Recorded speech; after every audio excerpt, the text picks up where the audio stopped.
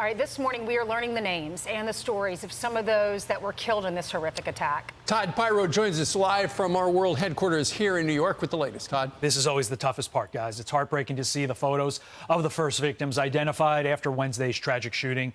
We now know the names of 5 of the 18 people who lost their lives, and we're learning how some lost their lives, the act in which they lost their lives, many of them trying to get help. One individual, Trisha Aslin, reportedly was shot at the bowling alley while running to a counter to try and call 911. Her sister says she did not know her sister was killed until hours later. She's calling Trisha a hero. We're also learning one of the victims is a 14-year-old boy who was reportedly out bowling with his father when the gunman opened fire. And Joseph Walker, he was a bar manager, was working when the gunman opened fire. His family says their hearts are absolutely broken. And his father, Leroy Walker, will be joining us later on in the show. Back over to you. All right, Todd, thank you very much. The cover of the New York Post, Lawrence and Brian and Ainsley, says definition of insanity. Suspect heard voices, yet was free to own weapon of war used to kill 18.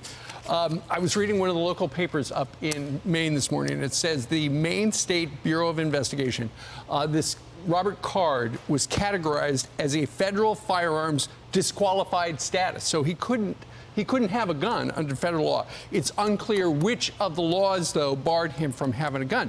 But then when you look, because they've got the yellow flag laws in Maine, then you look at a list of Maine people who had weapons confiscated through the yellow flag laws.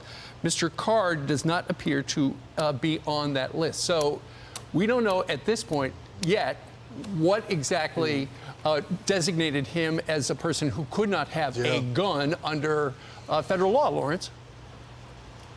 You know, Steve, in these moments, I'm often in conflict because obviously the main objective is to catch this guy. The second objective is to honor the life and legacy of those that were lost here. But we have to have a real conversation about the sharing of information.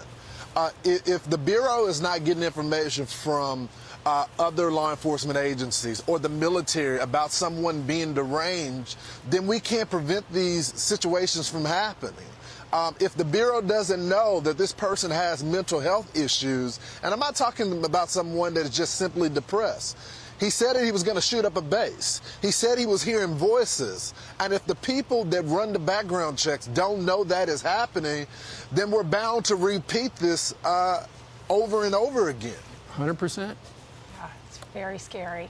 Especially, I mean, you look at those faces, and they all thought the same thing we all do. This is not going to happen to me. It won't happen in my town. We reported on the news, but it's a matter of time because this is happening over and over and over. It started with the Columbine shooting, and then we've seen more of those type shootings. That was unheard of when we were growing up. We never thought we would be reporting on something like that.